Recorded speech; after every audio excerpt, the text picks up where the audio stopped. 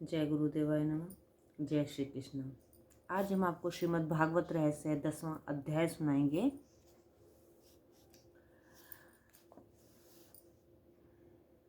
दशम स्कंद उत्तरार्ध।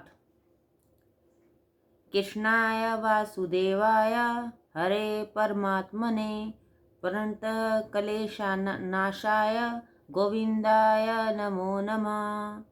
प्रणाम करने वालों को दुख हरता श्री कृष्ण वासुदेव हरि परमात्मा गोविंद को बार बार नमस्कार है।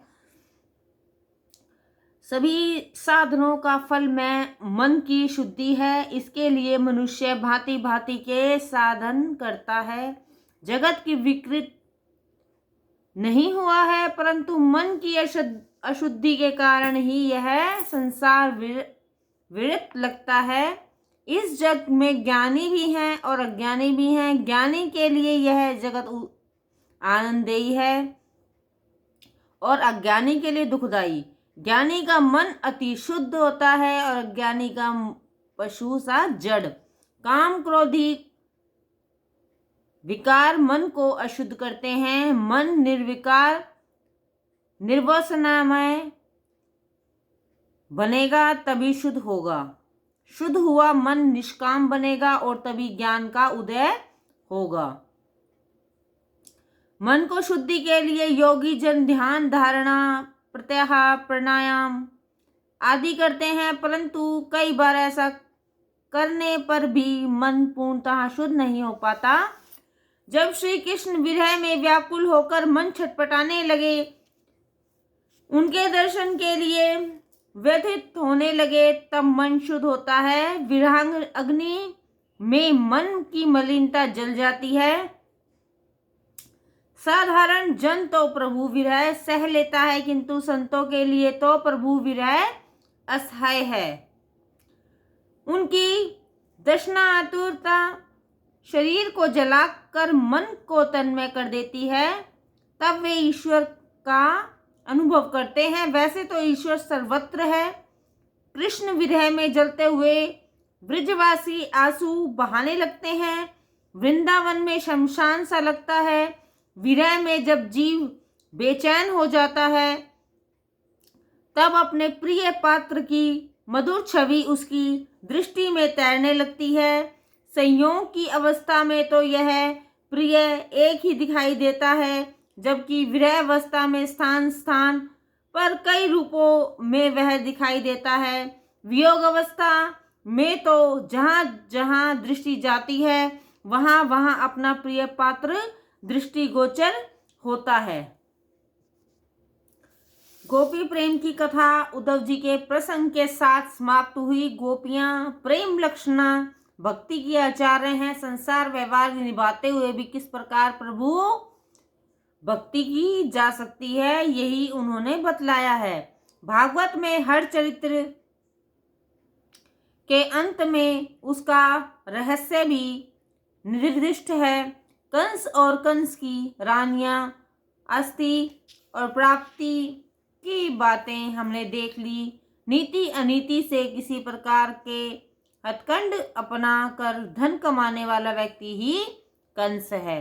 जब से लोगों ने धन को ही सब कुछ सुखों का आधार माना है और बैंक बैलेंस की चिंता में खोए से रहने लगे हैं, तभी से पाप बढ़ता ही जा रहा है। कंस बढ़ते ही जा रहे हैं। पैसा चाहे सब तरह के सुख दे सकता है, परंतु शांति नहीं दे सकता। दशम स्कंद में उत्तरार्ध में 50वें अध्याय में जरासंध के आक्रमण की कथा है। जब तुम 50 वर्ष के हो जाओगे, जरासंध काल तुम्हारी मथुरा नगरी शरीर पर आक्रमण करेगा। जरासंध वृद्धावस्था है। जरासंध ही हमारी उत्तरावस्था है और शरीर के कई अंगों पर धावा बोल देती है। 50 वर्ष पूरे होने पर जरासंध आता है। जीवन का पूर्वार्ध समाप्त हुआ और तब अब उत्तरार्ध आया है। वृद्धावस्था शुरू हो गई। जरासंध के आने पर मथुरा का गढ़ टूटने लगता है। आंखों की, कानों की, हाथ पांव की शक्ति क्षीण हो जाती है। 40वां वर्ष शुरू होते ही प्रवृत्ति में कटौती करनी शुरू कर देनी चाहिए। प्रभु की सेवा में समय बढ़ाते जाना चाहिए। श्री कृष्ण ने जरासंध को 17 बार पराजित किया तो 18वीं बार वह काल यवन को साथ लेकर आया। उसने काल को पहले भेजा। जब जरासंध वृद्धावस्था अपने साथ काल्य यवन काल को भी ले आता है तब बचना कठिन है। जरासंध और काल्य यवन एक साथ आए तो श्री कृष्ण को मथुरा छोड़कर द्वारका जाना पड़ा। द्वारका अर्थात ब्रह्म विद्या, द्वारका ब्रह्म धवस्या सा ब्रह्म विद्या है, अर्थात श्री कृष्ण ने ब्रह्म विद्या का आश्रय लिया।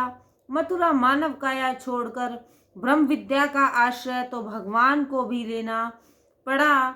जब वृद्धावस्था अपने साथ काल को भी ले आए तब द्वारका ब्रह्म विद्या का आश्रय ले लो। ब्रह्म विद्या द्वारका के द्वार काल और जरासंध के लिए खुल नहीं सकते। ब्रह्मनिष्ठ को काम भोग का काल या वृद्धावस्था सता नहीं सकते। वृद्धावस्था में बूढ़ा व्यक्ति 17 बार बीमार होकर बच जाता है, किंतु 18वीं बार तो काल उसे भी नहीं छोड़ता। जरासंध का ग्रास अर्थात जन्म मृत्यु का ग्रास जन्म लिया तो जरा और मृत्यु की पीड़ा सहनी ही पड़ेगी। नरक क्या है? शंकर स्वामी कहते हैं यह शरीर ही नरकवास है। जन्म धारण करना ही नरकवास है। कभी भी गर्भवास के न धारण करना पड़े ऐसा प्रयत्न करो। भगवान की प्रेरणा के कारण कुछ महापुरुष भगवान के कार्यों के लिए जन्म धारण करते हैं, वह उत्तम है, परंतु वासना के बंधन के कारण जन्म लेना नरकवास है। जरासंध और काल्य यवन के धक्के खाते हुए मथुरा शरीर छोड़ने की अपेक्षा समझ बूझ कर छोड़ना अधिक श्रेयस्कर है। प्रवृत्ति हमें छोड़े इससे पहले हमें ही उसे क्यों न छोड़ दें। अपने पति कंस की मृत्यु के पश्चात आसित और प्राप्ति अपने पिता जरासंध के घर आ गई। जरासंध ने कंस हत्या के विषय में सारी बातें जानी तो उसने मथुरा पर आक्रमण कर दिया। 17 बार श्री कृष्ण और बलराम ने उसे पराजित किया था। अब उसने 18वीं बार काल्य यवन को साथ लेकर मथुरा पर आक्रमण किया तो श्री कृष्ण जी ने मथुरा को त्यागने का निश्चय किया। भगवान श्री कृष्ण ने विश्वकर्मा को द्वारका नगरी के निर्माण का आदेश दिया। बड़े बड़े राजप्रसादों का निर्माण किया गया। कहा जाता है कि ये महल इतने विशाल थे कि लोगों द्वारा ढूंढने पड़ते थे द्वार कहाँ है। ऐसा बार बार पूछा जाने के कारण ही इस नगरी का नाम द्वारका पड़ गया। द्वार पर परमात्मा का वास है, वह द्वारका नगरी है। इस शरीर रूपी नगरी में इंद्रियां द्वारों पर परमात्मा को स्थान दोगे तो जरासंध और काल्यवन तुम्हें सता नहीं पाएंगे। द्वारका में इन दोनों का प्रवेश ही हो ही नहीं सकता। प्रत्येक इंद्रियां से भक्ति करने वाला जीव काल्यवन पर विजय प्राप्त कर लेता है। यदि जरासंध तुम्हारा पीछा कर रहा है तो प्रवक्षण पर निवास करो। प्रवक्षण अर्थात पर्वत जहाँ ज्ञान और भक्ति की मूसलाधार वर्षा हो रही है वह स्थान प्रवक्षण है। जहाँ तथा कथा श्रवण का लाभ मिले, भक्ति रस की धारा बहती रहे, वहाँ निवास करो। 91 वर्ष के पर्वत पर निवास करो, वहाँ जरासंध नहीं आएगा। श्री कृष्ण भी जरासंध के ग्रास से छूटने के लिए प्रवक्षण पर्वत चले गए थे। 51-52 वर्ष की आयु होते ही तुम गृहस्थावस्था के पात्र नहीं हो। तुमने वन में प्रवेश पा लिया है, अर्थात अब घर की आसक्ति छोड़नी पड़ेगी। विलासी मनुष्य के बीच रहकर विरक्त जीवन जीना सरल नहीं है। जहाँ भक्ति और ज्ञान की सतत वर्षा हो रही हो, वैसी पवित्र भूमि में रहकर ही तुम जरासंध से पीछा छुड़ा सकते हो। भोग भूमि में भक्ति ठीक से नहीं हो पाती। शहर छोड़कर गया सी पवित्र नदी के किनारे बसकर भक्ति करो। आजकल नगरों में बड़ी भीड़ हो गई है। पगड़ी ब्राह्मणों के मस्तकों से उड़कर मकानों पर के ऊपर बैठ गई है। यदि ये बूढ़े लोग शहर छोड़कर नदिया के किनारे जा बसे तो शहर में भीड़ कम होगी और लोग वहाँ भक्ति भी अच्छी तरह से कर सकेंगे। जन्म मरण की व्यथा ही तो जरासंध है। संकल्प करो कि अब मुझे न तो पुरुष बनना है और न ही स्त्री। मुझे पूर्व जन्म ही नहीं लेना। जरासंध जन्म जरा मृत्यु के ग्रास से छूटने के लिए प्रतिदिन 21,000 जप नियमित करते रहो। जप के बिना पाप और वासना छूट नहीं पाएंगे। कथा श्रवण पाप को जलाकर मार्गदर्शन देता है। कथा सुनकर जप का भगवान की भक्ति करने का, सत्कर्म करने का संकल्प करो। कथा श्रवण करने से भगवान से संबंध जुड़ जाएगा। तब ब्रह्मचर्य पालन का, ध्यान, जप का, सेवा स्मरण का व्रत लो। एक बनिया प्रतिदिन कथा श्रवण करने जाता। कथाकार महाराज ने उससे कहा, तुम प्रतिदिन कथा सुनते हो तो कुछ अच्छा सा संकल्प भी कर लो। सत्य बोलने का संकल्प ले लो। बनिया ने कहा कि मैं तो व्यापारी हूँ, सत्य बोलूंगा तो मेरा तो सारा कारोबार ही चौपट हो जाएगा। महाराज ने कहा, तो फिर किसी की निंदा न करने का व्रत ले लो। इस पर बनिया ने कहा, महाराज जब तक रात को मैं 2-3 घंटे बातों में न गुजारूं तब तक मुझे नींद नहीं आती। अतः मैं यह व्रत भी नहीं ले सकता। परंतु हाँ, एक संकल्प मैं लेता हूँ कि अपने सामने वाले कुम्हार का मुख मैं सुबह प्रतिदिन देखूंगा। इस बनिए का संकल्प देखा वह रोज सुबह उठकर उस कुम्हार का मुख देखता था। एक दिन सुबह वह कुम्हार कुछ जल्दी उठकर गांव के बाहर मिट्टी लेने चला गया तो बनिया उसका मुख नहीं देख पाया। वह बनिया अपना नियम पूरा करने के लिए उस कुम्हार को ढूंढने चल पड़ा। अब भाग्य की बात देखो कि उस दिन वह जब कुम्हार मिट्टी खोद रहा था तो उसे वहां से सोने से भरा हुआ घड़ा मिला। वह उस घड़े को निकाल ही रहा था कि उसी समय वह बनिया वहां पहुंचा। बनिया ने कुम्हार का मुख देखकर कहा, चलो मैंने देख लिया। उधर कुम्हार यह समझा कि उसने सोने से भरा घड़ा देख लिया है। कुम्हार ने बनिया से कहा, तूने देखा तो है, हर किसी से कहना मत, मैं तुम्हें इस सोने का आधा भाग देता हूँ। बनिया को सोना मिल गया। अब बनिया सोचने लगा कि मैंने इस कुम्हार के मुख दर्शन का व्रत लिया तो लक्ष्मी जी का आगमन हुआ। यदि मैंने स्वयं प्रभु के दर्शन का व्रत लिया होता तो कितना अच्छा होता। 2 संकल्प तो सभी को ही करने चाहिए। एक पाप कर्मों से बचने का, दूसरा सत्कर्मों में ही लगे रहने का।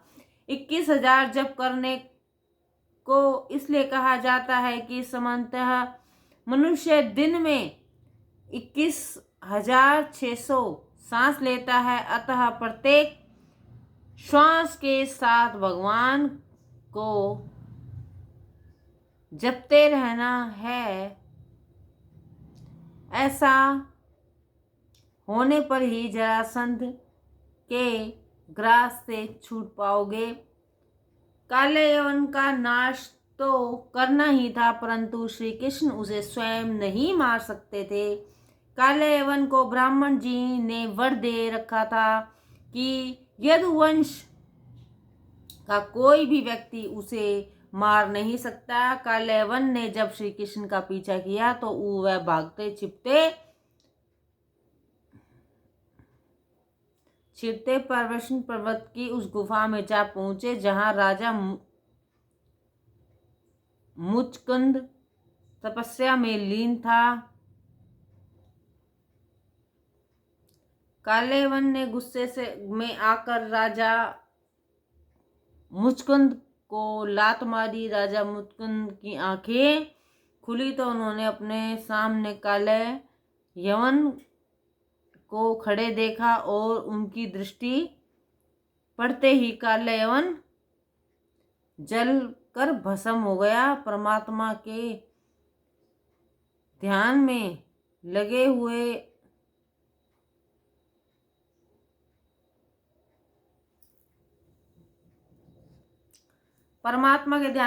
व्यक्ति को काल नहीं मार सकता। उसके सामने तो काल स्वयं मर जाता है। जब मुचकुंद को ज्ञात हुआ कि श्री कृष्ण भी आए हैं तो वे प्रार्थना करने लगे, जीव जो मानव देह मिलती है परंतु विषयों में आसक्त होने के कारण वह भगवान के चरणाविंद की सेवा ही नहीं करता है। मनुष्य कितना प्रमादी है। जीव की स्थिति तो सर्प के मुख में फंसे हुए मेंढक के समान है। सर्प के मुख में फंसा हुआ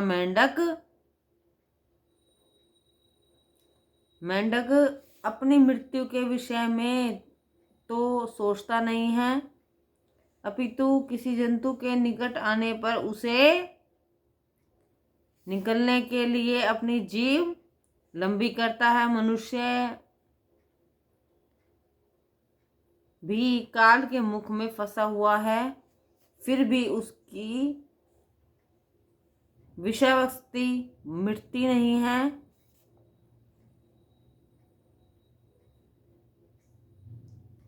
पचास वर्ष की आयु पूरी होते ही समझ लो कि तुम काल के मुख में आधे जा चुके हो। काल तो हमेशा सावधान ही रहता है, जीव ही असावधान रहता है। सत्संग के बिना ज्ञान प्राप्त नहीं होता। मुचकुंद प्रार्थना कर रहे हैं, नाथ कृपा कीजिए कि मेरा मन संसारिक जड़ पदार्थों की ओर न जाए, मुझे अनन्य भक्ति का दान दीजिए। भगवान ने कहा, मुचकुंद तुम्हें इस जन्म में तो अनन्य भक्ति का दान नहीं मिल पाएगा। तुम युवावस्था में बड़े कामी और विलासी थे। जो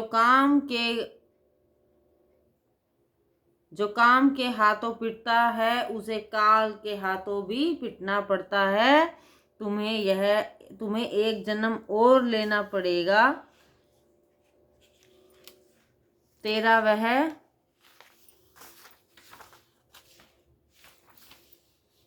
जन्म ब्राह्मण योनि में होगा और उस समय में तुम्हें अनन्य भक्ति